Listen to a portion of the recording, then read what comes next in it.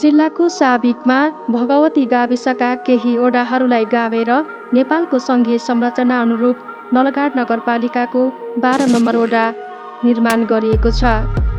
करिब 385 घरधुरीमा ब्राह्मण, ठकुरी, छेत्री, मगर, गुरुङ र दलित गरी महिला 1082 र पुरुष 1042 गरी जम्मा 2123 जनसङ्ख्या बसोबास गर्ने गरेको यस नलगाड नगरपालिका वडा नम्बर 12 को पूर्वमा खर्क क्षेत्र, उत्तरमा टिमुरे लेक, पश्चिममा तल्लुकोट भगवती मन्दिर र दक्षिणमा भेरी नदी पर्दछन्। नमस्कार, म लालबहादुर खत्री, नलगाड नगरपालिका वार्ड नम्बर 12 को वडा अध्यक्ष। यो नलगाड नगरपालिका वार्ड नम्बर 12 मा भएका पौराणिक सांस्कृतिक संरचनाहरू, पर्यटकीय स्थलहरू, भूभागहरूको वस्तुस्थिति विवरण तयार गर्नको लागि, वृत्तचित्र तयार गर्नको लागि यो नलगाड नगरपालिका वार्ड नम्बर 12 को सांस्कृतिक झाँकी, लहरे पैसेरी, सिगारो, देउडा लगायत सबै वस्तुस्थिति तयार गरी यो परम्परागत संरचनालाई बचाउनको लागि, जोगाउनको लागि, संरक्षण गर्नको लागि यो तयार गरिएको वृत्तचित्र हो। यसको लागि हामीले यस ठाउँमा भएका भू बनावट, मठ मन्दिर, अन्य सांस्कृतिक झाँकी जस्तै लहरे पैसेरी, सिङ्गारो, ख्याली, दरी, त्यस्तै गरी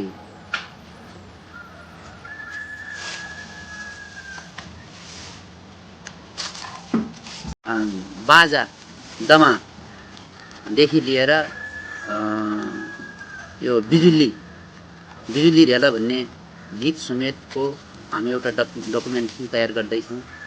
त्यो तयार भइसकेपछि यहाँ भएका हरेक किसिमका सांस्कृतिक झाँकीहरू, यहाँको भौगोलिक बनावट सबै भोलि गएर नयाँ पिँढीलाई पुराना हाम्रा बाजे प्रबाजेहरूले के गरिरहेका थिए र के भइरहेको थियो भन्ने कुराको पनि पछिसम्म यसको जानकारी रहिरहोस् र पौराणिक यी संस्कारहरूलाई पनि संरक्षण गर्नेतिर लागुन्, नयाँ पिँढी पनि लागुन् भन्ने हेतुका साथ हामीले यो वृत्तचित्र तयार गर्ने प्रयत्न 977 मतदाता गरेको नलगाड नगरपालिका वडा नम्बर 12 ले आफ्नो वडाको लोपोन्मुख अवस्थामा रहेका लोक संस्कृतिहरू ख्याली नाच, लहरे पैसेरू नाच, कुप्रे नाच, सिङ्गारो नाच, दरी नाच, बिजुली रेलै नाच,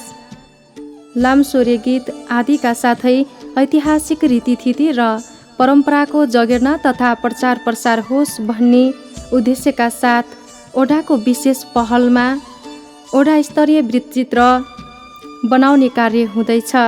नलगाड नगरपालिका वडा नम्बर 12 ले आफ्नो वडाको सामाजिक, भौगोलिक र सांस्कृतिक पक्षलाई समेटेर जुन ऐतिहासिक वृत्तचित्र बनाउँदैछ, यस अवसरमा यो वृत्तचित्र सफलताको शुभकामना दिँदै नलगाड नगरपालिकाको तर्फबाट नगर प्रमुख श्री टेकबहादुर रावल। नमस्कार, म टेकबहादुर रावल, नलगाड नगरपालिकाको प्रमुख। नलगाड नगरपालिकाले 2075 को सांस्कृतिक महोत्सवको आयोजना गरेको थियो र त्यो आयोजनालाई सम्पन्न गरेर एउटा सांस्कृतिक संरक्षण र सम्वर्धनको लागि सबैलाई एउटा पहिचान दिएको थियो र त्यसको साथसाथै नलगाड नगरपालिका अन्तर्गतका विभिन्न वडाहरूले आफ्नो संस्कार संस्कृति र सामाजिक र भौगोलिक संरक्षण गर्नको लागि एउटा वृत्तचित्र तयार गरिराखेको छन् र त्यो वृत्तचित्रलाई सफलताको कामना गर्दै नयाँ वर्ष 2076 को पावन अवसरमा नलगार नगरवासी सम्पूर्ण आदरणीय दाजुभाइ दिदीबहिनी समग्रमा मङ्गलमय शुभकामना व्यक्त गर्न चाहन्छु। साथै ओडाले बनाउन लागेको वृत्तचित्रको सफलताको शुभकामना व्यक्त गर्न चाहन्छु। नलगाड नगरपालिका 12 नम्बर ओडाको सबैभन्दा जनसङ्ख्याका हिसाबले ठुलो मानिने गाउँ हो बस्नेत गाउँ। उति बेलाको यस दौरामा जुन थरका मानिसहरूको बाहुल्यता हुन्थ्यो उसै थरको नामबाट गाउँको नामाकरण गर्ने चलनको विकास भएको पाइन्छ। अझै पनि यस ओडाका टोलहरूमा बाहुन गाउँ, खत्री गाउँ, बस्नेत गाउँ जस्ता गाउँहरू र 11 नम्बर ओडामा पनि ठकुरी गाउँ, बानिया गाउँ आदि नाम दिएका गाउँहरू छन्। यी गाउँहरूको दक्षिणी अग्रभागमा एउटा चिटिक्क परेको थुम्को छ जसलाई कोट भनिन्छ। यो कोट तल्लुकोट माई भगवतीका नामले चर्चित छ। यस कोटमा अत्यन्त शक्तिपीठ माई भगवतीको मन्दिर र सो मन्दिरमा माई भगवती छन् भन्ने कुरा यहाँको जनविश्वास छ। उनको महिमाको चर्चा साबिक रग्दा, भगवती, खगेनकोटका साथै जाजरकोट जिल्लामा मात्र नभई रुकुम र डोल्पा जिल्लामा समेत रहने गरेको छ। शक्तिपीठ देवीका रूपमा स्थापित तल्लुकोट माई भगवतीलाई विश्वास गरेर तत्कालीन पञ्चायत सरकारले केही रकम पूजापाठका लागि समेत छुट्याउने गरेको कुरा पूर्व उपसभापति वीरबहादुर मल्ल बताउनुहुन्छ। आस्थाकी धरोहर शक्तिकी प्रतिमूर्ति माई भगवती कोटको बीचमा एउटा मन्दिर रहेको छ। मन्दिरमा विभिन्न आकार प्रकारका नयाँ पुराना मूर्ति तथा घण्टहरू रहेका छन्। यस मन्दिर परिसरमा कार्तिक पूर्णिमाको दिन भव्य मेला लाग्ने गर्दछ भने नवदुर्गाको समयमा तल्लुकोट माई भगवतीको मन्दिरमा भजन कीर्तन हुनुका साथै सयौं रागा, बोका, कुखुरा आदिको बलि दिने गरिन्छ। यस माई भगवतीको र स्थापनाको बारे थप चर्चा गर्दै वडा अध्यक्ष लालबहादुर खत्री गाविस र रग्दा गाविसले संयुक्त रूपमा मान्ने गरिरहेको भगवती माई मन्दिरको विषयमा मैले थाहा पाएका कुराहरू यो सबैलाई जानकारी गराउन चाहन्छु। त्यसको विषयमा भन्नुपर्दा राजा पृथ्वीनारायण शाहले नेपाल एकीकरणको अभियान सञ्चालन गर्ने क्रममा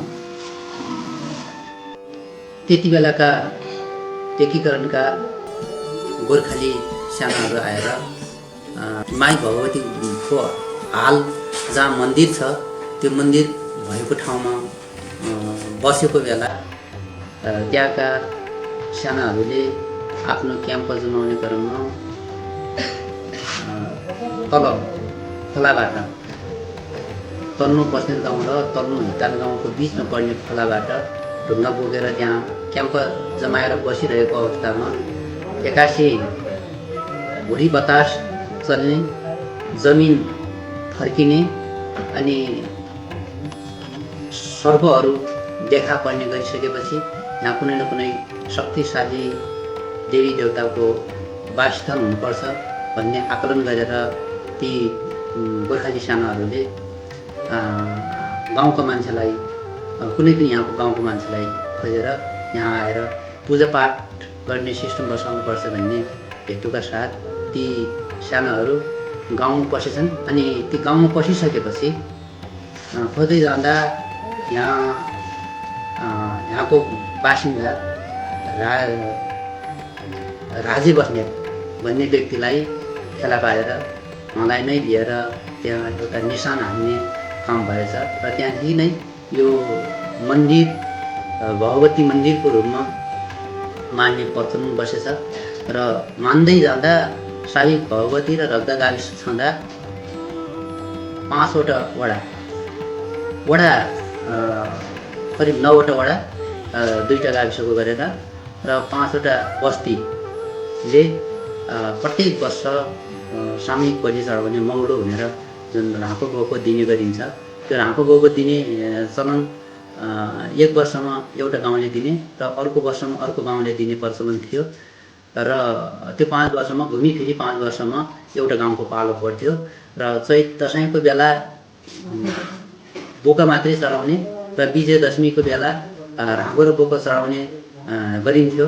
अहिले यो राज्यको पूर्ण संरचनापछि र यो जुन लोकतन्त्र आइसकेपछि हाम्रो यो नलगाड नगरपालिका भनेर एउटै 5वटा गाविसलाई एउटै नगरपालिकामा विकास गरिसकेपछि 3टा वडाले अहिले सालीको 3टा वडाले संयुक्त रूपमा त्यहाँ मान्य गरिन्छ। त्यो मान्य चैत दसैँको अष्टमीको दिन र विजय दशमीको नवमीको दिन त्यहाँ गएर पूजापाठ गर्ने गरिन्छ र पूजापाठ गर्ने क्रममा एउटा चैत दसैँमा एउटा बोका मात्रै बलि चढाइन्छ भने विजय दशमीमा राँगो र बोको बलि चढाइन्छ र अन्य व्यक्तिगत रूपमा बलि चढाउनेहरूको सङ्ख्या धेरै हुन्छ, 100-150 जति पनि पुग्छ र यो सामूहिक जुन खालको एउटा मौलो भनेर दिने गरिन्छ त्यो सामूहिक बलि नै दिइन्छ। त्यो एउटा गाउँमा अब सबैले आफ्नो प्रत्येक घरबाट लगानी गरेर राँगो र बोको खरिदेर त्यो जुन पहिला बोको काटिन्छ त्यसपछि राँगो काटिन्छ र अनि अन्य पछाडि अरू व्यक्तिगत बलि चढाउनेहरूको राँगो बोको काट्ने गरिन्छ र यसरी अहिलेसम्म हामी मान्दै आएका छौँ। यसलाई अझ त्योदेखि पनि पहिलाको इतिहासलाई हेर्ने हो भने पछि त्यो अनुसन्धान र सोधखोज गर्दै जाँदा यो डोल्पाको त्रिपुरा कोटबाट 9 बहिनी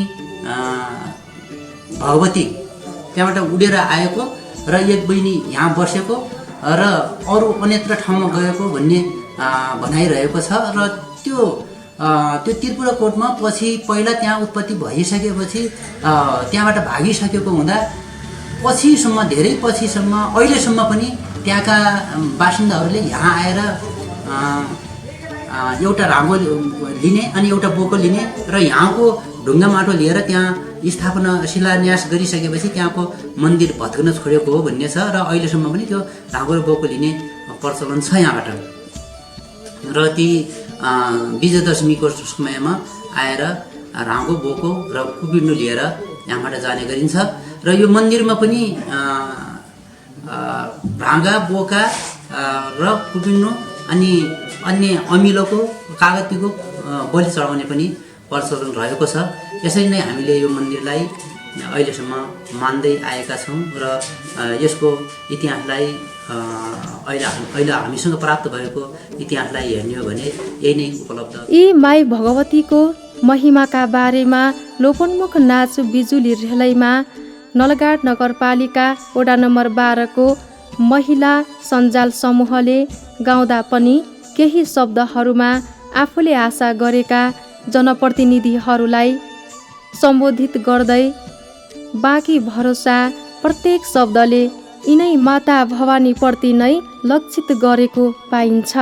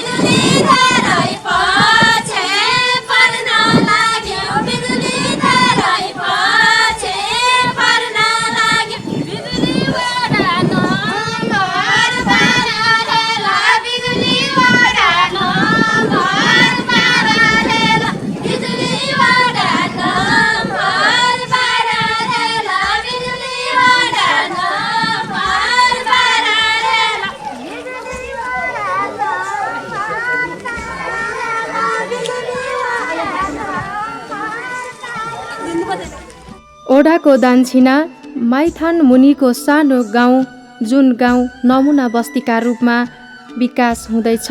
बस्नेत गाउँ, खत्री गाउँ, बाहुन गाउँ, तल्लु बगर, चिउरा पाल्ती, बयाल्नेको भिर, खिरा, माझमेला, टिमुरे, पाखे राममेला, बाइकाँडा, औलगुत्रा, खलढुङ्गा, स्यालसिङगौडा, दुर्गम आदि स्थानहरूलाई समेटेर नलगाड नगरपालिकाको वडा नम्बर 12 बनेको छ।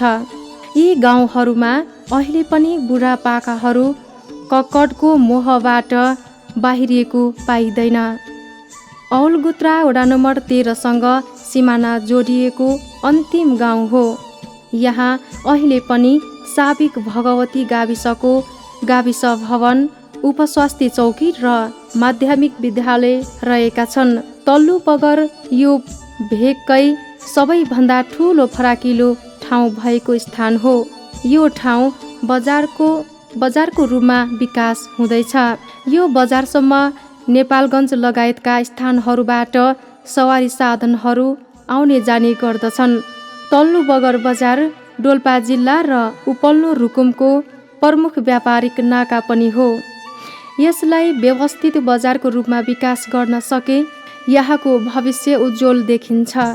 यस दरामै एकमात्र उच्च माध्यमिक विद्यालय तल्लु बगरमा रहेको छ। यस वीरेन्द्र हिमालय उच्च माध्यमिक विद्यालयले शैक्षिक क्षेत्रमा लामो समयदेखि योगदान दिँदै आएको छ। ओडाको वृत्तचित्र निर्माण कार्यका विषयमा शुभकामना दिँदै उच्च माध्यमिक विद्यालयका प्रधानाध्यापक चन्द्रबहादुर केसी नगरपालिका अन्तर्गत वार्ड नम्बर 12 ले जयवा रावलजीको प्रयासमा यहाँ रहेका प्रतिभा कला संस्कृतिको पहिचान गरी खोजी गरी यसलाई पहिचान गरी प्रतिभा प्रस्फुटन गर्नको लागि, जगेर्ना गर्नको लागि, संरक्षण गर्नको लागि, सम्वर्धन गर्नको लागि जुन भूमिका खेल्नुभयो, यस भूमिका खेल्नमा पहल गर्नुहुने हाम्रो राष्ट्रिय कलाकार जयवा रावलजी र यहाँको वडा कार्यालयलाई हार्दिक धन्यवाद दिँदै यस वडामा जुन चाहिँ हाम्रा कुना काप्चा कन्दराहरूमा रहेका जुन प्रतिभा छन् ती प्रतिभाहरूलाई प्रस्फुटन गरी संरक्षण र सम्वर्धन गर्नमा टेवा मिल्नेछ।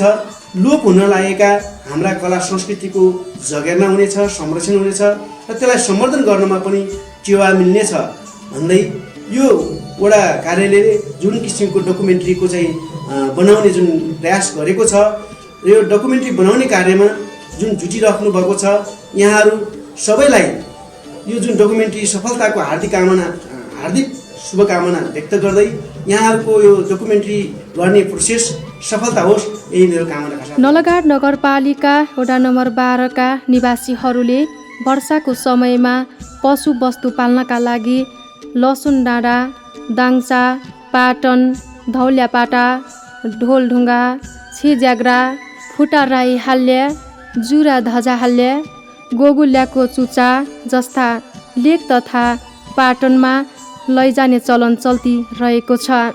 यस वडामा नलगाडका अन्य वडाहरूको भन्दा भिन्न खाले नाचगानहरू रहेका छन्। नाच तथा गीतहरूको बोल एउटै हो, तर नाच्ने र गाउने तौल तरिका नितान्त भिन्न देखिन्छ।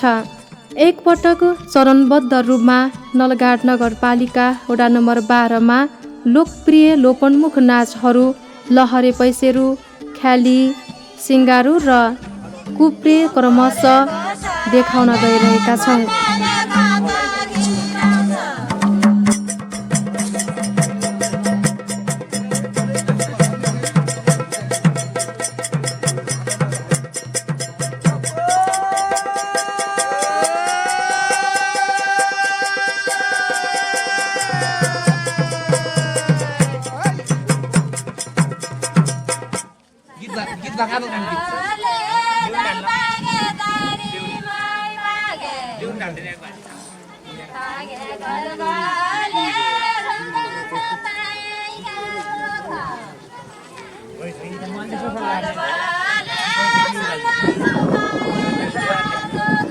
Wonderful.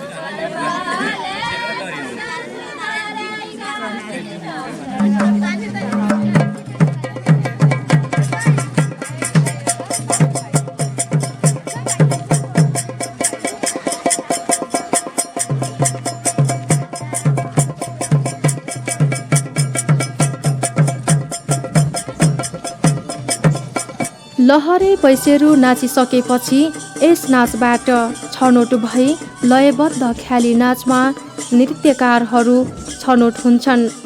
ख्याली नाच भन्दा नाचका हिसाबले कुप्रे नाच साह्रै कठिनपूर्ण नाच हो।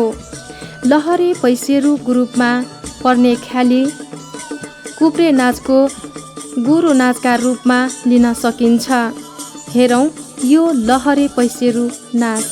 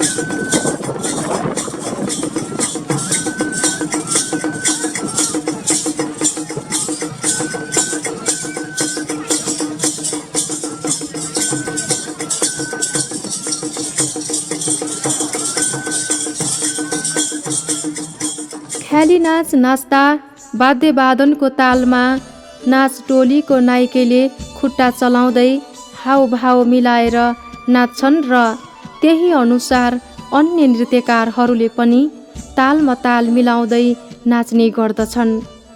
यो नाच लहरे पैसेरू ग्रुपमा परे पनि लयमा आधारित छ।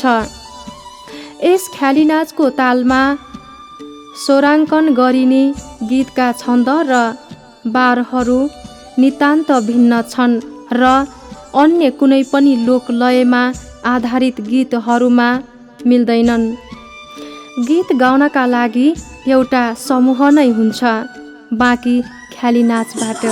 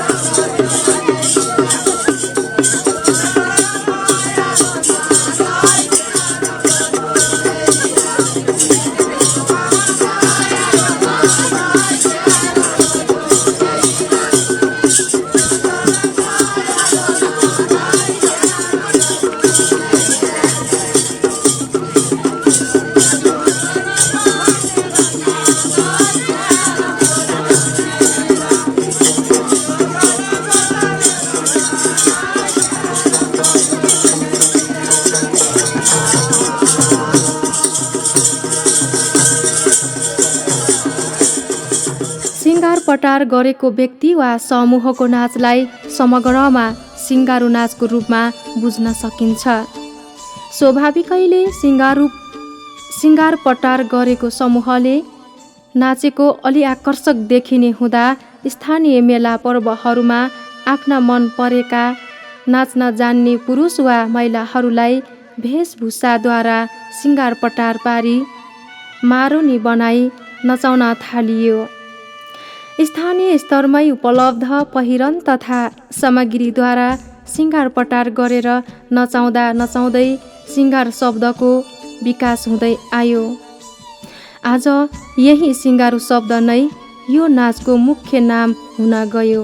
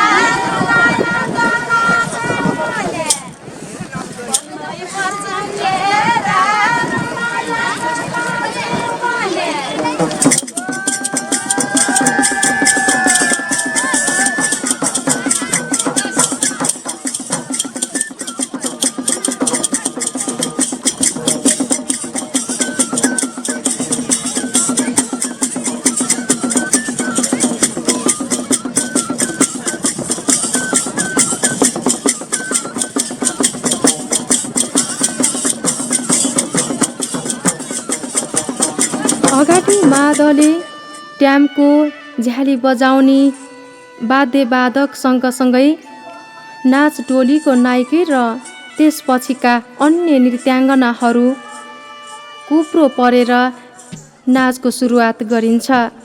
वाद्यवादनको ताल, हातको हावभाव, खुट्टाको चाल सबै दुरुस्त ख्यालीसित मिले पनि नाच्दा कुप्रो परेर नाच्नु र गीतको लय अलि बटार्नु मात्र कुप्रे नाचको भिन्नता हो।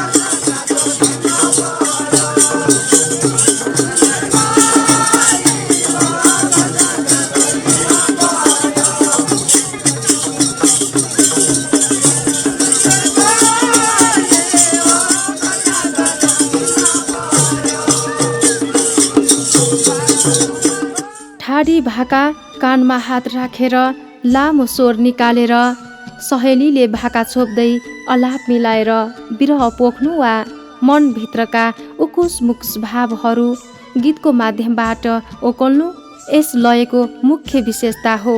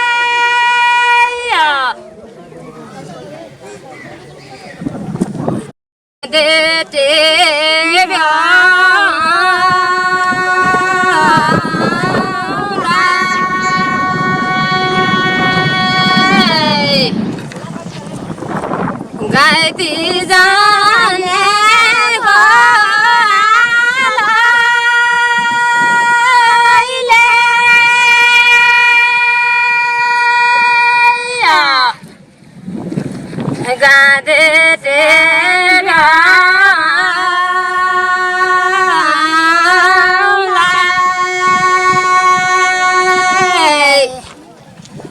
जले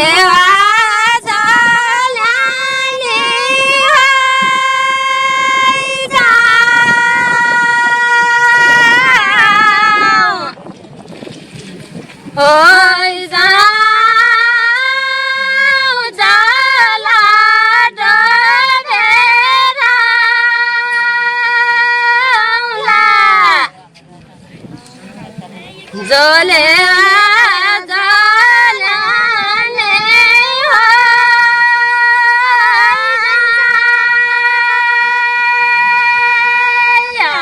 यस क्षेत्रमा वयोवृद्ध महिलाहरू समेत आफ्ना मनका भावनाहरू पुरानो लोपोन्मुख हिउँपा भाकाका माध्यमबाट गाउँदै र नाच्दै पोख्ने गर्दछन्। कुनै बेला महिलालाई बाहिरी मनोरञ्जनमा सामेल हुन सामाजिक रूपमा बन्देज थियो। तीजको पर्वमा महिला दिदी बहिनी जम्मा भई हिउँपा बनाएर मनका भावनाहरू गीतका माध्यमबाट पोख्ने गर्दथे। हामीले सोही प्रस्तुति जस्ताको तस्तै राखेका छौँ।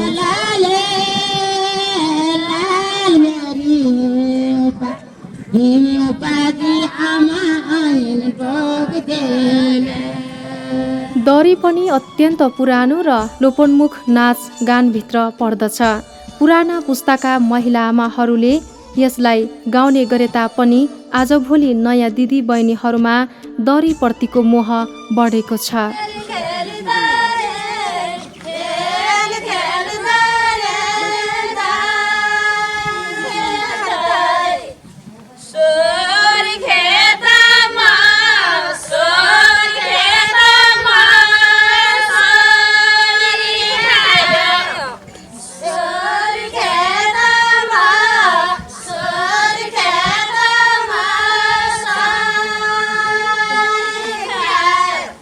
र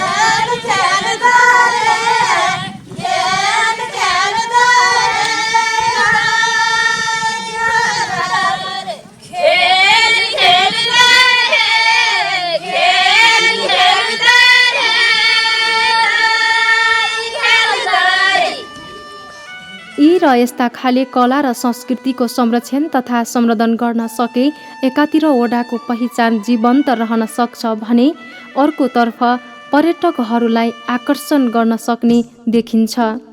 ओडाको पर्यटन क्षेत्र, सांस्कृतिक क्षेत्र, भौगोलिक क्षेत्र र सामाजिक क्षेत्रको विकास गरी प्रचार प्रसार गर्नतर्फ सम्बन्धित पक्षको ध्यान जाओस् हाम्रो अनुरोध तथा कामना।